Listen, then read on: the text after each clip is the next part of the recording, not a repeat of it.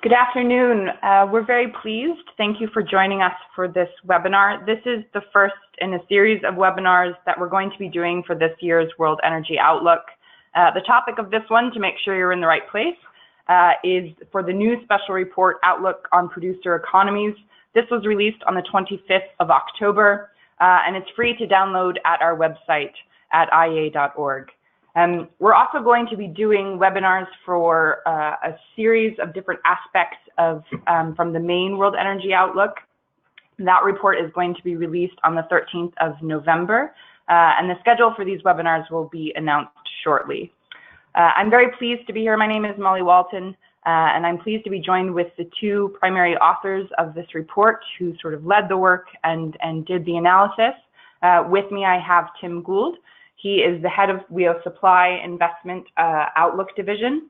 And I also have Ali Al-Safar, who was a former WEO energy analyst with us and has now since moved on to being the Middle East and North Africa Program Manager. So we're going to, just to give you a sense of what the format will be, there's going to be a presentation. The two of them will present for around 25 minutes. And then we're going to have the opportunity to hear from you and your questions. If you can please submit your questions at any point via the browser for this webinar. Just to note, we will not reveal your identity or the identity of the person who submits the question unless you specifically ask us to. We find this fosters of good dialogue. And we'll try to cover as many questions as we can. Obviously, there is a time constraint. If we aren't able to get to your questions, we'll follow up by email. So the slides and the webinar itself after this is concluded will be available on our website. And with that, I'm going to hand it over to Tim Gould to start. Thank you very much, Molly. I wanted to start just by providing a little bit of context on the way that we approach these issues in the World Energy Outlook. Every year, we tend to look at a different country or region. Last year, we did some in-depth analysis of China and Southeast Asia. In recent years, we've also looked at India. So lots of big consumers. We chose this year to switch to a different lens. What do changing energy dynamics mean for some of the pillars of global oil and gas supply? And in this analysis, looking at some of the pressures on major oil and gas exporters to diversify their economies, reduce reliance on oil and gas. These pressures have ebbed and flowed in the past according to commodity cycles mainly, but there is now a sense that this time might be different, that we're entering into a period when development models of what we're calling producer economies may come under sustained pressure. So now more than ever, we think that fundamental changes to the development model in key oil and gas exporters looks inevitable. Why is that? There's a few reasons. One important one is what's happening with the shale revolution. Clearly, over the last 2 years, we've had a massive expansion of oil and gas production from the United States. And in our view, that expansion is not yet done. At least for the period until 2025, you're likely to see continued strong growth, both on the oil side and on the gas side. That's one of the themes that we'll be looking at in more detail in the main World Energy Outlook. But it clearly affects the market available and also the price that's available to some other major oil and gas exporters. There are also some structural changes on the demand side that we need to be aware of. Signs of challenges to the stronghold of oil in the transportation sector. Many people associate that with electric vehicles, but improvements to the fuel efficiency of vehicles have had a much larger impact on consumption so far. And in our view, that fuel efficiency element of the equation is a very important one as we look out to 2040. And of course, there's also uncertainty about the speed of energy transitions, how quickly policymakers respond to the challenges of climate change, but also of air pollution. Before going on, I wanted to say a little bit how we define producer economies, because clearly there's many oil and gas exporters out there. We took 3 criteria. They need to be large producers of oil and or natural gas. Natural gas and oil exports need to make up at least 1/3 of the total exports of goods, and also revenues from oil and gas have to contribute at least 1/3 of the country's total fiscal revenue. And within this larger group, we decided to focus on 6 countries that you see on the screen there. We didn't focus on these because we consider them to be the most vulnerable, but they represent a very diverse group, different starting points, different pressures, different demographics, different economic structures. And so we felt that they gave a good representative sample of the sorts of producers, exporters that are out there, and the way that things might evolve in the future. When we started this work earlier this year, the oil price was around $60 a barrel. We're clearly higher than that today. We've been above 80. For us, this is a bit of a mixed blessing for the perspective of reform in these major producers. Higher prices means more revenue to support the reform process, but it can also mean less urgency to that process. And with every increment in the oil price, policymakers in Beijing, New Delhi and elsewhere start to look more seriously at how to push those demand levers of fuel efficiency and fuel switching. So there's a lot at stake here, and in our judgment, the way that reform progresses, or fails to progress in some cases, will have far-reaching implications across the energy sector and beyond. There's 2 elements to our presentation today. Firstly, my colleague Ali Al-Safar will look at what sort of issues arise because of high dependence on oil and gas, and how do these pressures evolve in different price and policy scenarios to 2040. And then I'll come back in towards the end with some thoughts that we derive from the work on, what is the agenda for change and how does the energy sector fit into that? So Ali, over to you. Thank you very much, Tim. And hello, everybody. Thank you for joining us. I'd like to start by answering one of the key questions that I think is a good launching pad for the future work. And that is, so what if a country relies on hydrocarbon revenues? What's the problem here? Now, just to be clear, when we're talking about the main risk, it's from oil revenues over here, because that is effectively where most of the revenue comes in from, and oil and gas revenues typically play a much smaller role.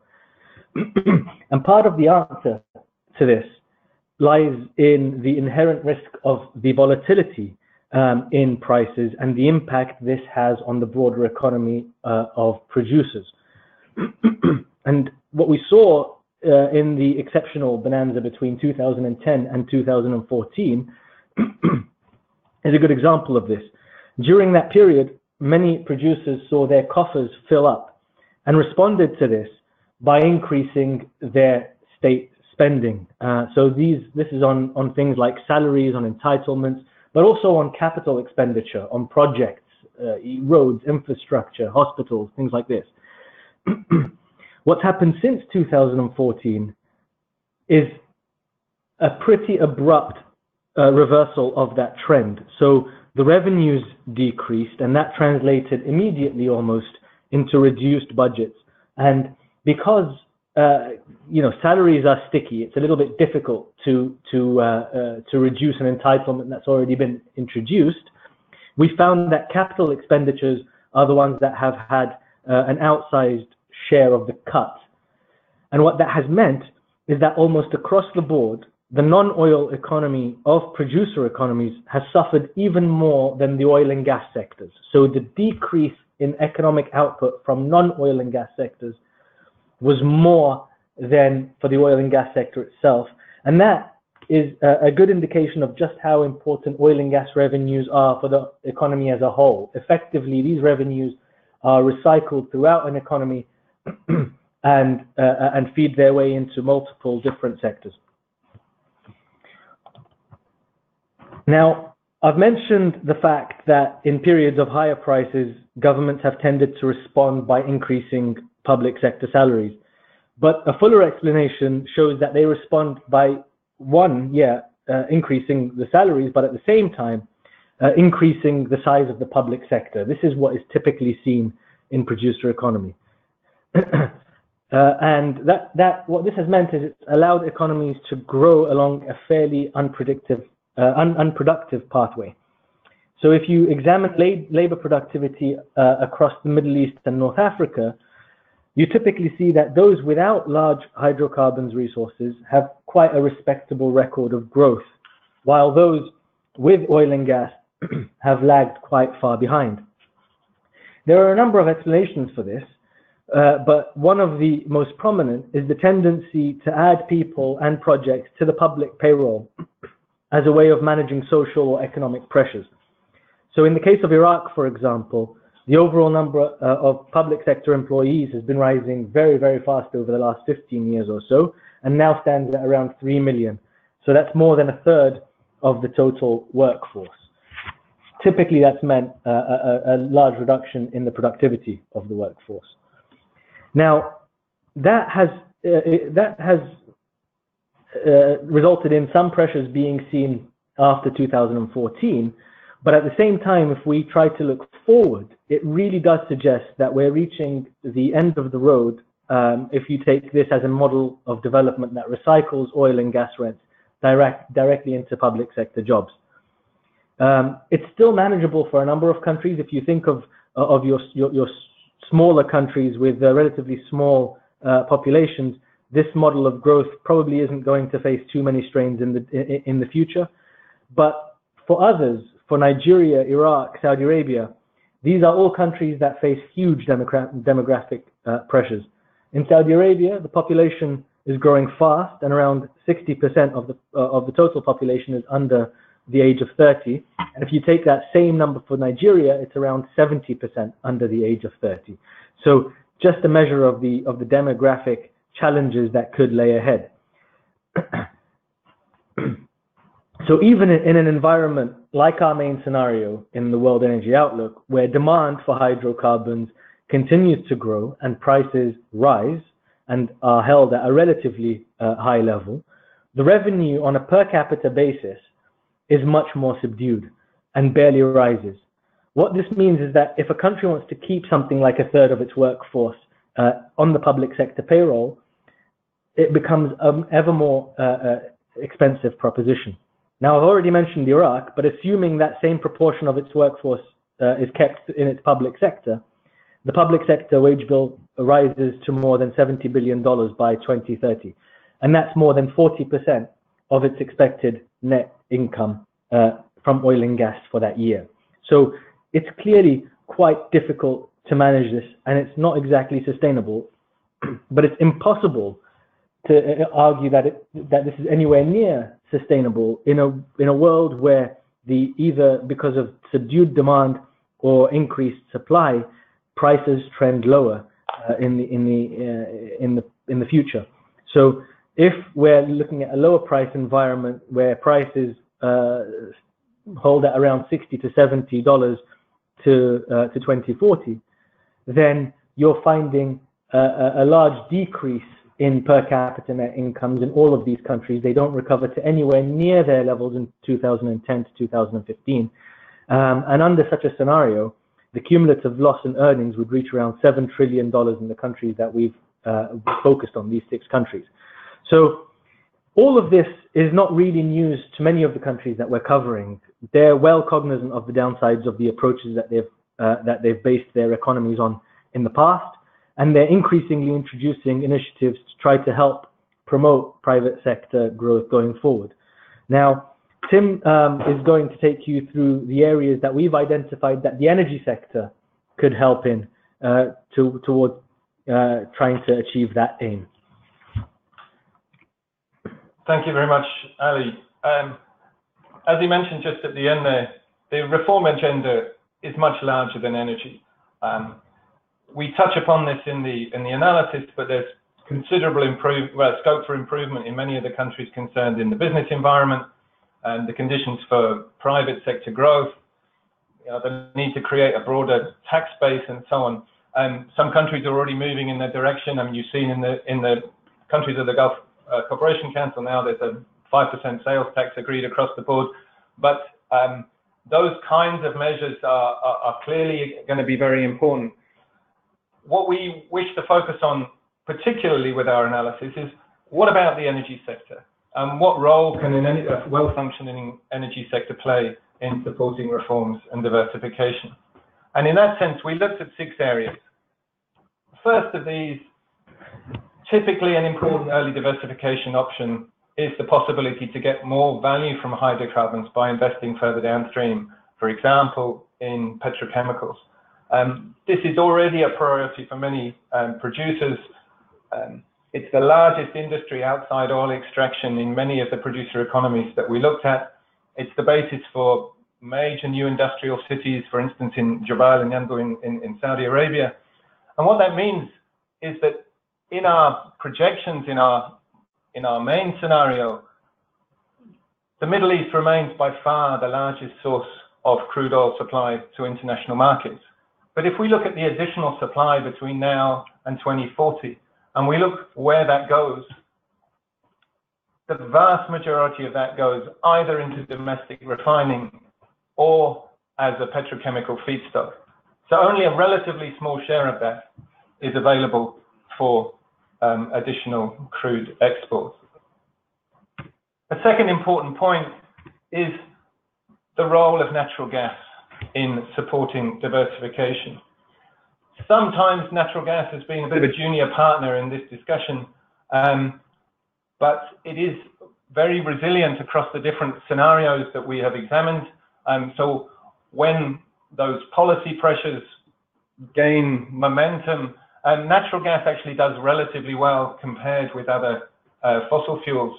And so it is, in that sense, a more stable long-term source of revenue across different scenarios. And it can also underpin an industrial strategy in a way that oil cannot.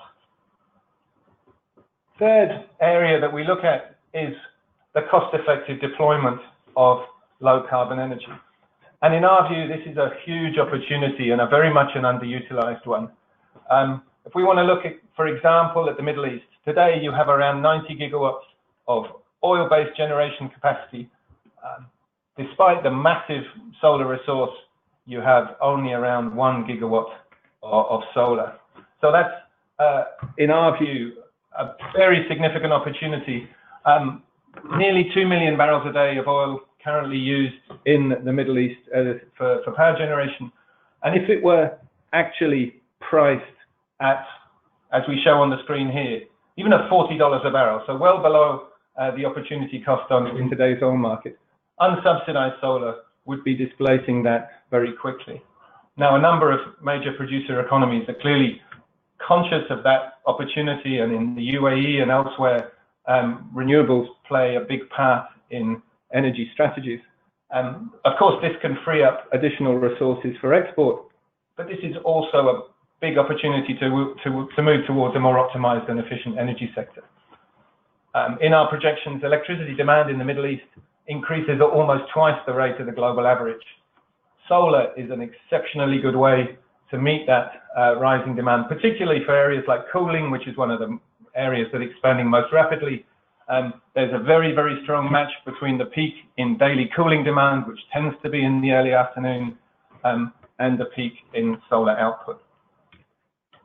Going back to our list, in the next area that we looked at was, in a sense, a precondition for the previous one. If you're going to get cost-effective deployment of low-carbon energy, you need to move towards more market-based pricing for energy across the board, because the situation at the moment is that fairly widespread fossil fuel consumption subsidies are distorting investment incentives and energy use across the economies as a whole. The next element is about the importance of ensuring adequate investment in the upstream. This may appear somewhat counterintuitive, since the drive is to reduce dependence on oil and gas.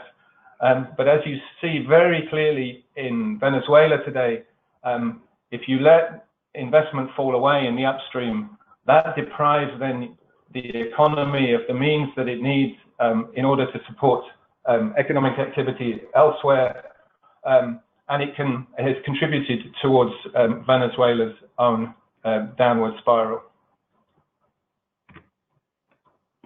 Finally, we believe that there are significant opportunities for these countries, which are very rich in technological expertise, to play leading roles in energy technology development. We look in the analysis at areas like carbon capture, utilization and storage, which is an area where Saudi Arabia and UAE are very active. We look at the opportunities that might arise through increasing the role of hydrogen in the future energy economy. And that's an area which a number of countries, including Russia, are showing increasing interest in.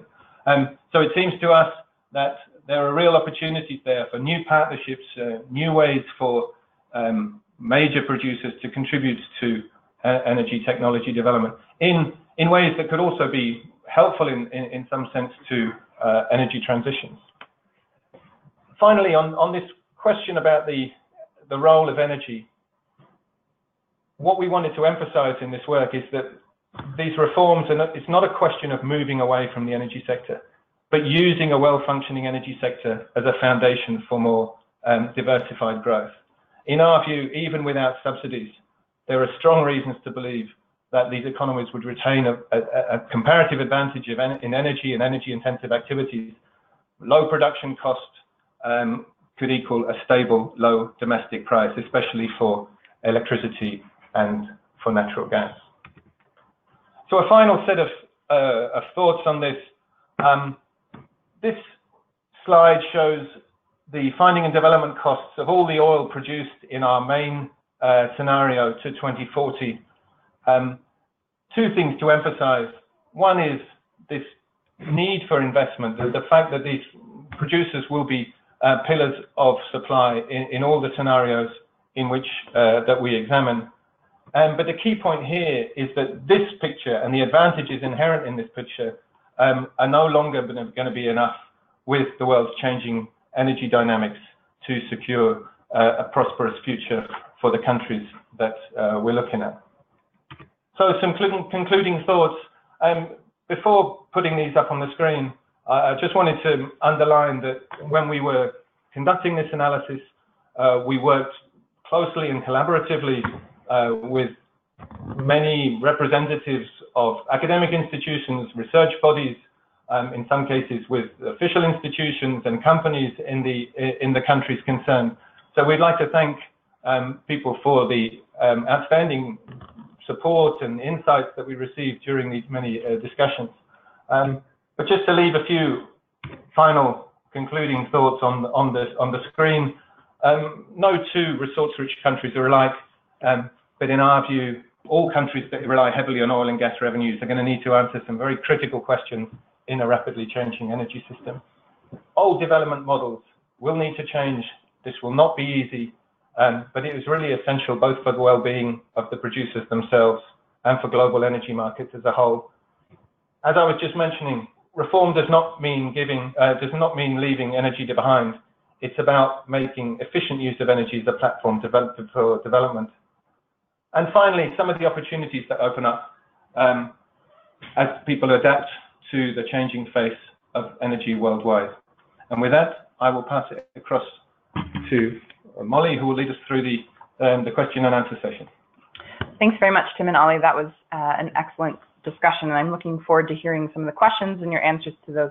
For those who joined us late, just to kind of reiterate how we run the question session, you can submit your questions to the browser for this webinar, and just please note that we won't reveal the name of the person who asked the question. We find that fosters better discussion.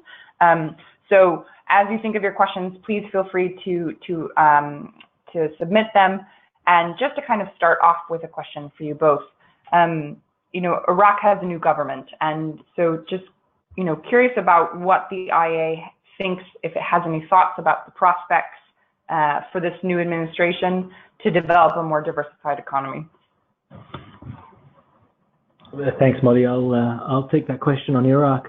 Iraq was obviously one of the 6 producers that we wanted to focus on because it's got an almost unique set of challenges that it faces going forward.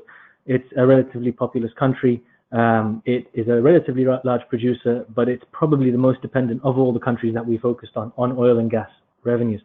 We were looking keenly into what the announcement from last week regarding the government formation would hold for Iraq, and were quite confident that the people that have come into play in the key ministries in oil and electricity are people who will be able to grasp the size of the challenge, but also chart a way towards making sure that the energy sector can be channeled towards making the kinds of contributions that we spoke about.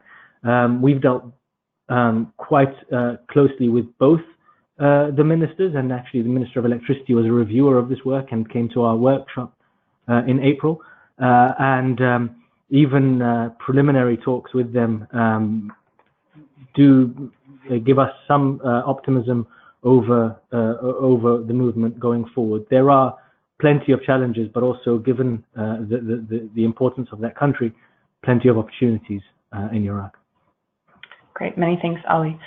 Taking one of the questions, so regarding diversification via petrochemicals, there's a question of whether or not it sets these countries up for stranded assets as pressure to reduce CO2 from energy rises.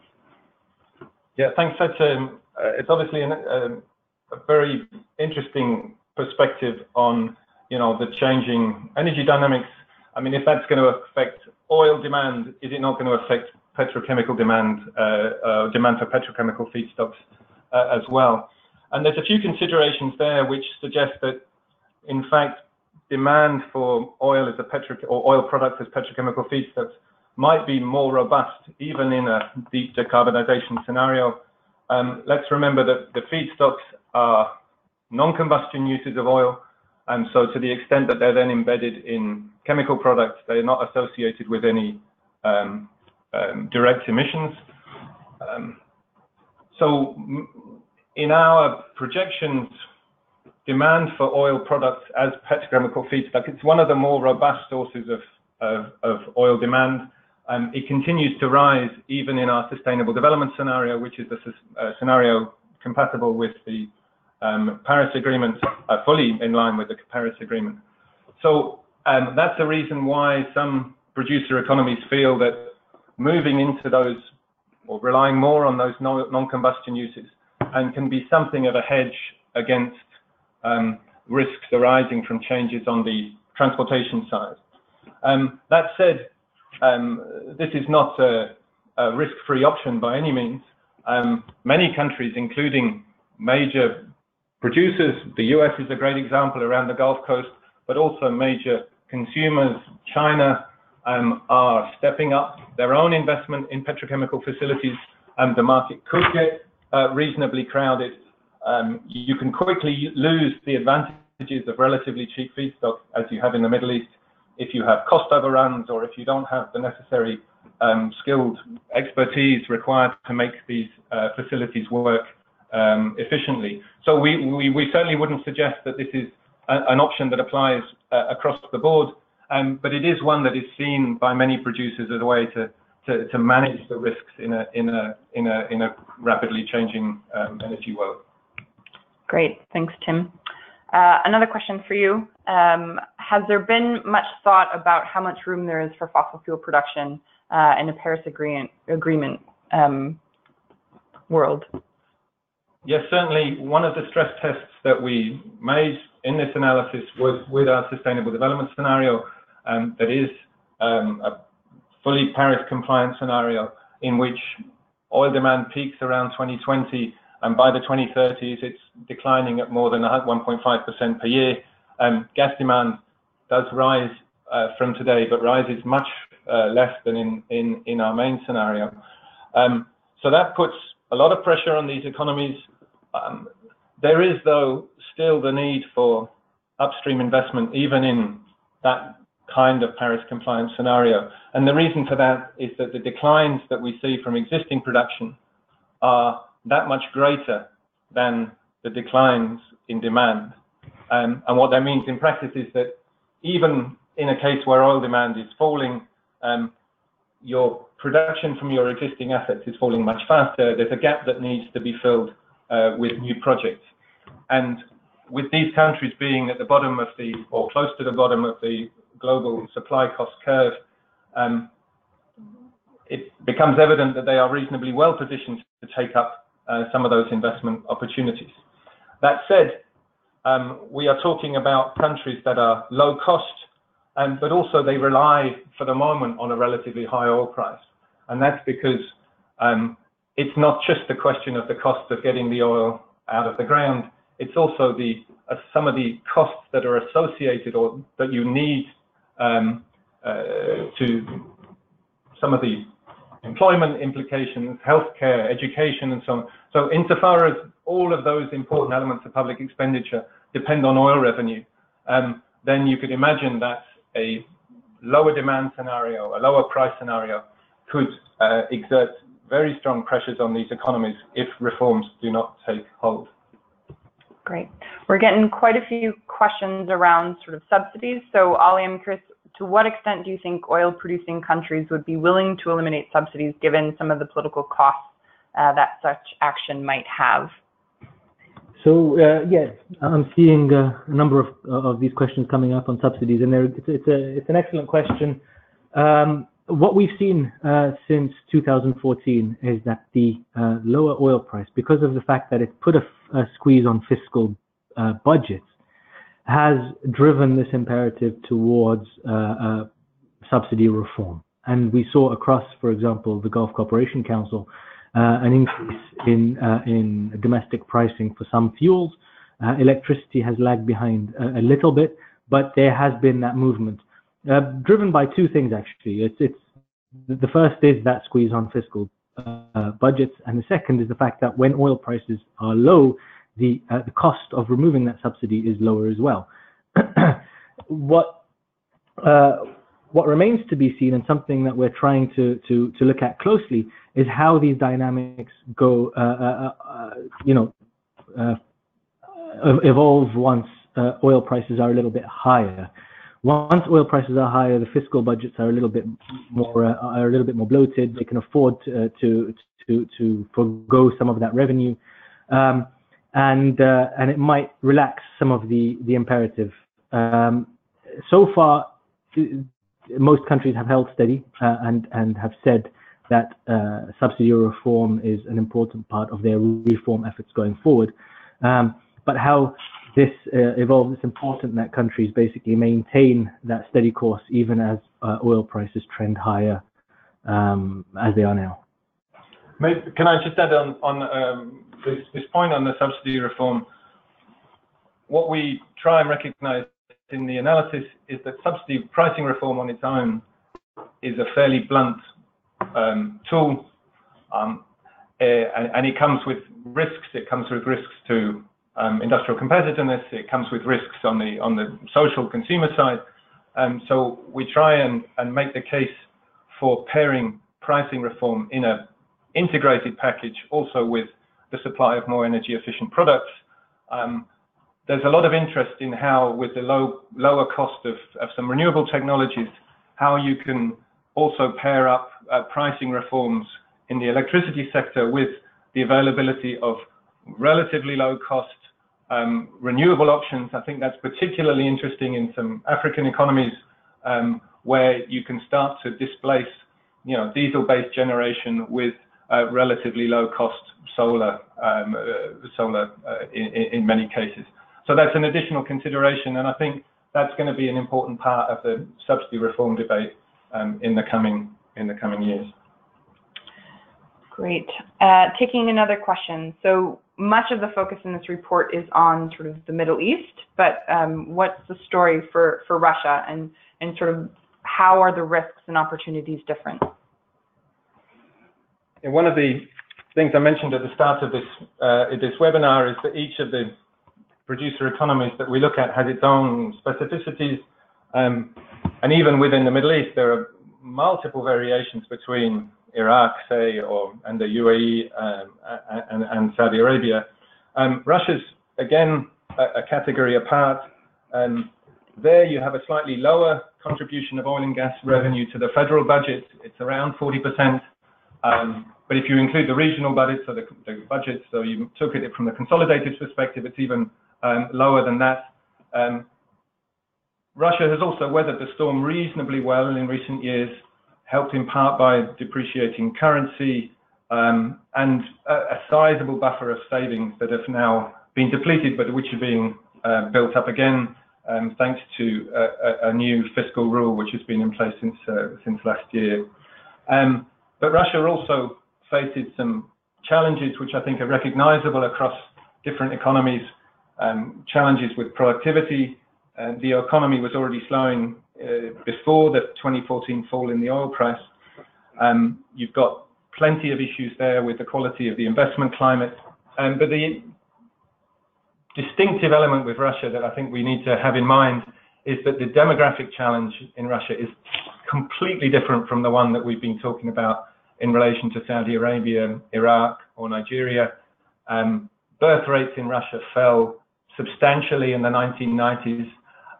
There's now, in fact, a shortage of young people entering the workforce.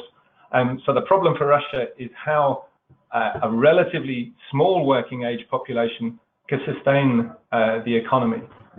Many of the policy prescriptions, many of the recommended ways to improve the state of affairs are similar, but some of the underlying dynamics, particularly on the demographic side, are very distinctive when you talk about Russia. Here's another question for Ali, perhaps. What are some of the main challenges in preparing a workforce for some of these scenarios, and how do you think about how much effort to put into oil and gas versus energy efficiency versus renewables? It's a very good question regarding the workforce, and it really is one that also depends on the specific country that we're talking about. Now, in some of these producer economies, the oil and gas revenues have found their way back to the populace by funding scholarships, and so actually you don't find very much of an issue in sourcing local talent. There is a large workforce that is extremely well qualified. The problem often is the fact that there's a problem with the pricing of labor effectively. And so when we spoke in the presentation about this being part of a wider issue that's beyond energy markets, it's things like this. It's the fact that this will probably need some sort of labor market reform that means that local talent can find itself into the productive sectors quite well. Right now, there's a number of perverse incentives in a number of these producers. And what I mean by that is because the public sector is such a heavy employer and pays so well and is so steady, it incentivizes graduates, the best and the brightest, towards moving to these slightly less productive areas at the expense of going to the private sector and starting something there. So this is all a challenge. These are all challenges that these countries are going to have to face head on. The competition for talent right now is being won by the public sector. In terms of how this affects the relative kind of competitiveness of oil and gas vis-a-vis energy efficiency and renewables, the oil and gas sector is not a massive employer of people. This is part of the reason that it creates some of the challenges that we're talking about today. Energy efficiency and renewables, these are nascent areas in a lot of the countries we're talking about, but really have the potential to grow extremely fast. Renewables auctions in Saudi Arabia and UAE have produced some of the lowest cost responses anywhere in the world. And energy efficiency is well known now across the region, from appliances to buildings envelopes to even to cars and the automotive sector as being one of the most important areas that they're trying to focus on.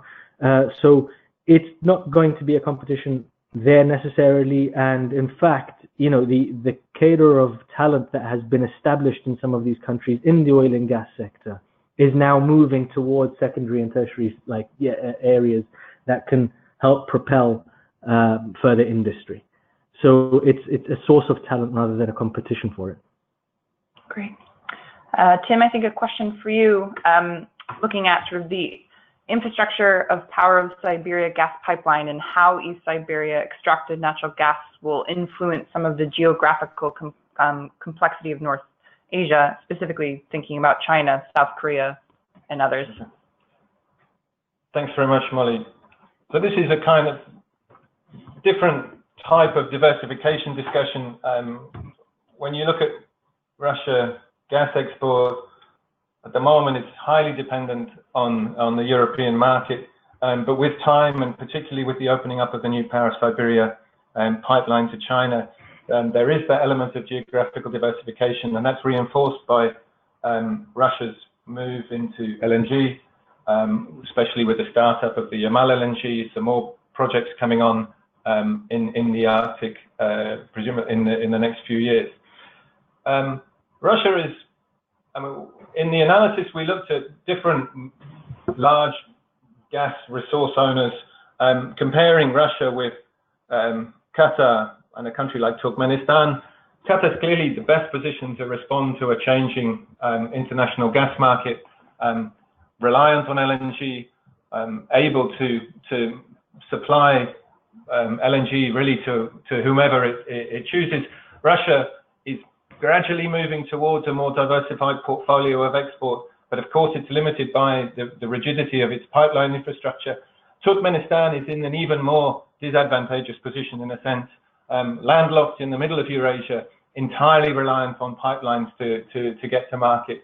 And to some degree, we see that Turkmenistan is now at a disadvantage because buyers are prizing the optionality and flexibility of LNG, which is for the moment amply available in the market, as opposed to the more long-term fixed infrastructure that of course you get with pipelines.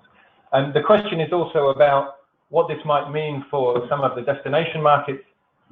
Here, I think there's a number of considerations about how that Russian gas might influence the development of China's market. As we've seen in Europe, competition between pipe gas and LNG suppliers has helped develop competitive gas markets in Europe. You could imagine that the addition of Russian gas to an already quite diversified portfolio of different import sources in China might do the same there.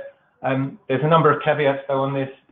Siberia sells gas into China on an oil index basis, and so it's not clear how you start to develop local traded markets with that kind of structure of gas import. And then really a lot depends on how quickly China's gas infrastructure develops as well. Siberia will serve some of the northern Chinese demand centers, but overall there's relatively weak connections to the south. And until there's a more integrated gas network, there won't be huge opportunities for a physically traded market to develop. Actually, before we go on, there is one question which I've been meaning to ask, because Molly Walton, as well as hosting today, was also a significant contributor to this analysis, and in particular on the links between energy and water. And so I wanted to take advantage of her presence here by thinking about water scarcity. It's an increasingly important issue for the Middle East. Desalination, a large element of energy demand. Is that going to have a significant impact on the energy balance as we look forward? Thanks, Tim. We did, as the agency, we've done quite a bit of work looking at the intersections of water and energy, given that energy production depends on water. And specifically, given that in the Middle East, it has some of the lowest water availability per capita in the world. This is one of the reasons you've seen sort of increasingly turning towards desalination. That said, desalination, I think, is pretty well known, has a pretty significant energy cost. And our analysis found that today, desalination accounts for around 5% of total energy consumption in the Middle East. And this is set to grow going forward. Part of this is because as the way the desalination sector is currently set up, it's mostly reliant on fossil fuel-based thermal generation. So whereas most of the world relies on membrane technologies, which rely on electricity, the low price of oil, as well as sort of the relevance of cogeneration plants for water and power, means that there's a significant reliance on fossil fuels. And so what we see is in the region, around 2/3 of the water produced actually comes from fossil fuel-based desalination. And even where there is membrane-based desalination that relies on electricity, it often relies primarily on natural gas. So we do see, looking forward, both even today and kind of going forward, that there's quite a significant growth in the membrane-based technologies. There's a lot of that being under construction right now. And so when we kind of look out to 2040 in our scenarios, we see that there's around, we project around a 14-fold increase in the production of desalinated seawater. And you do see in our scenarios, both in the new policy scenario and our sustainable development scenario, that there's a concerted shift away from purely reliance on fossil fuels towards more membrane-based desalination. And there's a couple of reasons for the shift. One, the cost of reverse osmosis is going down. There's a recognition that the use of domestic oil and gas for desalination cuts into potential revenues of exports. There's also a look to diversify the energy mix, and pairing cogeneration with reverse osmosis can allow for greater flexibility and can be used as demand response. So what we see is that in our new policy scenario, by 2040, there's a significant shift, and 3/4 of water produced is now membrane-based. Now, the difference in the sustainable development scenario, this is slightly higher, as is the share of desalination from CSP. The difference between our new policies, our main scenario versus our sustainable development scenario, really is that in our main scenario, you still see that the power sector remains reliant on fossil fuels. So despite shifting away, you still are using fossil fuels for desalination. Whereas in our other scenario, you're starting to see a greater penetration of renewables into electricity, and that accounts for around half of power generation. So despite there's two pathways for how desalination can go that we looked at, and really it depends on the mix of the power sector. Another question for Ali. So international experiences really have showed that diversification is a difficult and hard process to implement. So the question is what is the room for institutional reforms in the Middle East, and what would be necessary to attract the required foreign investment for diversification? Thanks, Molly. Yes, we don't try to downplay how difficult this is. We know this is an extremely difficult thing to achieve. We looked at national development plans going back to the 1970s and found that in countries across the Middle East, this wish to diversify has been enunciated from as early as 1970 as being the #1 priority. So there's obviously something in there that must be quite difficult to achieve.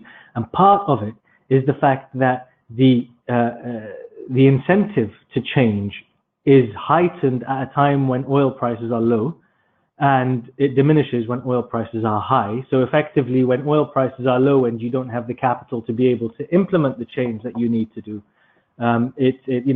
there's not that match between the incentive and the ability to do it. So these are issues we have been looking at in the Middle East. When it comes to institutional reform, a lot of this is going to be impacted by things like general business sector competitiveness. And what we're seeing is increasingly countries being more cognizant of things like red tape, of things like perception of corruption, to try to remedy these things, to be able to attract the kinds of investments they need to go forward. So if we take one of the most famous examples of reform, Vision 2030 in Saudi Arabia, this is very, very clearly predicated on the country's ability to bring in foreign direct investment to finance some of the projects that it needs to diversify.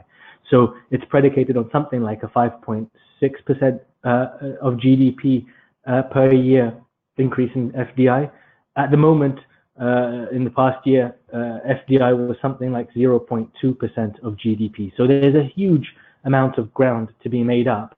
And this is just going to be dependent on how much Saudi Arabia, UAE, Iraq, others are able to convince the private sector, international players, that they are that they are the kinds of markets that that warrant their capital and their skills.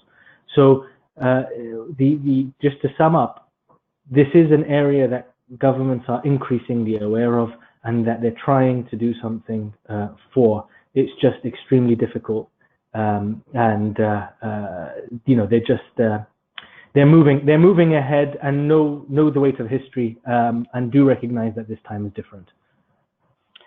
And Tim, you get the final question. Given that some oil producing countries are perhaps considered risky places for foreign investment, which could limit some of the potential involvement of the private sector, how do you think, what role is there for governments to play in terms of financing some of the development of these technologies, in particular renewables, or what other options could they have? Yeah, thanks very much for the question. I suppose the answer is that, whatever that commitment from government is today, it's a lot easier than it was a few years ago, because renewable energy technologies are that much further down the cost curve than they were.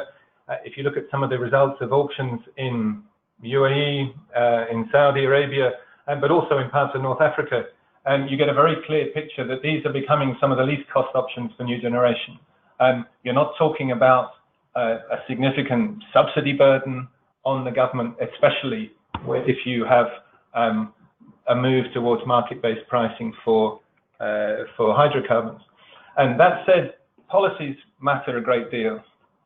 If you want to take the example of some countries in North Africa, Morocco and Algeria both have an exceptional solar resource, but you have large-scale projects going ahead in Morocco for solar PV and for different types of solar energy, much more scarce to see of those kinds of projects in Algeria. And that's simply because there is a policy framework in place in Morocco which encourages these projects to get invested. Long-term PPAs offering a degree of revenue certainty, that helps to bring investors through the door. The other point that I think is important, sometimes when you hear about the discussion on solar in particular, in parts of the Middle East, you say, well, actually, the intermittency is an issue. We're not sure how we would deal with that. I think IEA analysis on this is very clear. At the sorts of levels of deployment that you have at the moment in the Middle East, intermittency is not an issue. There's a huge amount of flexibility in the existing power generation system, coming from large amounts of relatively flexible gas and indeed oil-fired capacity, which can be ramped up and down as necessary. And you can go a long way before you start running into any integration issues in these countries. So I don't think that there's the obstacle there that you sometimes hear about. We simply don't see that exists for the moment to any practical degree. Great. And with that, I just want to thank all of you for joining and for the very insightful questions. And I particularly want to thank Tim and Ollie for this presentation. I thought it was fantastic, as well as the discussion that happened afterwards. As I said before, for those questions that we didn't get to, we'll try and follow up via email.